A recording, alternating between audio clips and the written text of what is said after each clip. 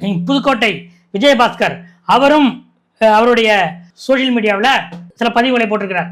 விஜயபாஸ்கர் என்ன சொல்லியிருக்காருன்னா, உழைக்கும் உண்மை தொண்டர்களை எதிரிகளாக பார்க்கும் தலைமையும் கேள்வி கேட்பதையே குற்றமாக பார்க்கும் அரசியலும் வெற்றிக்கான பாதை அல்ல. வரலாறு நினைவில் வைத்திருப்பது எத்தனை பேரை நீக்கினோம் என்பதை அல்ல, எத்தனை பேரை ஒன்றிணைத்தோம், எத்தனை களங்களை வென்றெடுத்தோம் என்பதுதான் என்று இன்றைக்கும் தான் எடப்பாடி எதிர்ப்பில் உறுதியாக இருப்பதாக அவருடைய சமூக தள பதிவின் மூலம் வெளிப்படுத்தியிருக்கிறார். உடனடியாக இதற்கு புதுக்கோட்டை நிர்வாகிகளே சுட சுட பதில் கொடுத்திருக்காங்க.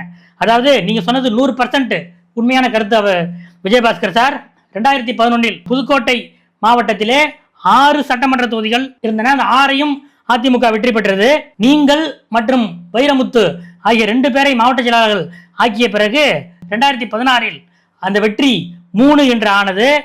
அதுக்கப்புறம் நீங்க மாவட்ட செயலாளர், அமைச்சர் என்றெல்லாம் உயர்ந்த பிறகு 2021 2026 6 சட்டமன்ற தொகுதிகளுக்கு 1 தான் அதிமுக வெற்றி என்று ஆகிவிட்டது. அதனால நீங்க சொன்ன கூற்று உங்களுக்கே பொருந்தும் என்று விஜயபாஸ்கருக்கு எதிராக புதுக்கோட்டை அதிமுக நிர்வாகிகளே இந்த விமர்சனத்தை முன்வைத்து வருகிறார்கள்.